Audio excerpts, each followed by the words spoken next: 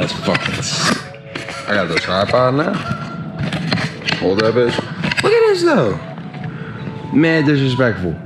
The fuck? This looks like it's a movie. I ain't edit that water. Well, who you are and where you represent yourself in all your different categories can only be compared to yourself.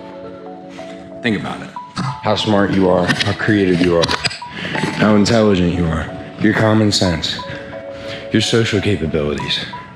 But these are all finely tuned to the people around you too.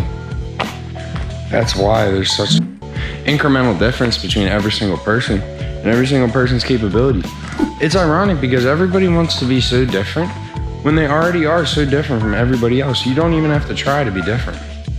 Be you today, because everybody else was already taken.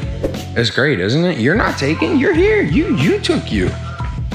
That's the blessing of this life, is that you got to choose you. But okay, back on track. Timelines. So I'm on my timeline, and it's me right now. But is there a right way to go about my timeline? I don't know either. But I do know this. My timeline is exactly where I am right now. Everything outside of me right now led up to where I am right here, right now. I can infer many different things about me if I analyze, self-reflect.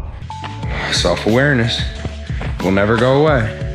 The sooner you get better at it, the better you get at life, to be honest. But the sooner I can reflect and understand where I'm good and where I'm bad, the sooner I'll be able to understand my timeline, why my intelligence might be smarter, why my common sense might be dumber, why I do certain things I do. It's kind of like playing chess, but in self-awareness of yourself. You have to watch all the little moves you critically make so that you can make the proper move to balance it. Dude, this tripod is sick. Come on. Come on. Yeah. All right, so we were talking about timelines, past, present, and future. I kind of like this angle. I can see it in my head, but I can't see it on the camera yet. I'll see where I look at it in the editing. Past, present, and future. They're all one and the same. If you don't know that, now you know that.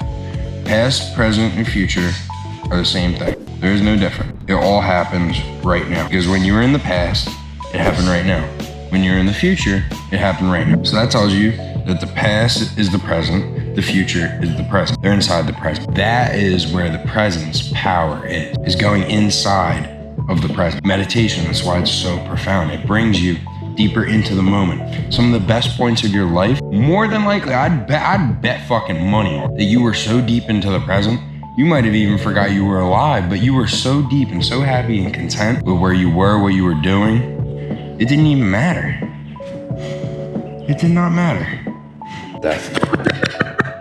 Understand, for you to change, it has to happen today. Change has to happen today. The fact that you are alive, time, awareness. Awareness allows you to be alive. You could still be alive, but if you were unaware, you wouldn't even know you were alive. Awareness is fundamental. But these things are underappreciated. And what I mean by that is that externally, they get undervalued to other things, so per se, money, food, greed, gluttony, sex, whatever it is. But these things are prerequisites for those things. These things are prerequisites for those things. They're a necessity. They really are.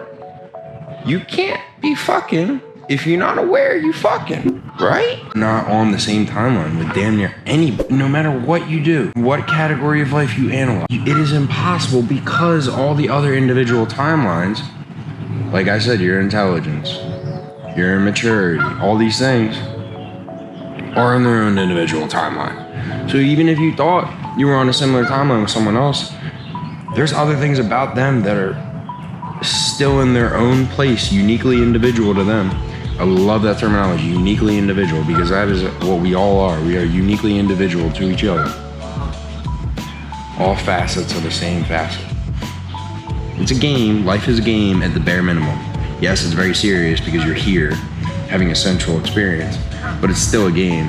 You could have the worst experience, and because you think it's a game, you're having the best experience. You see?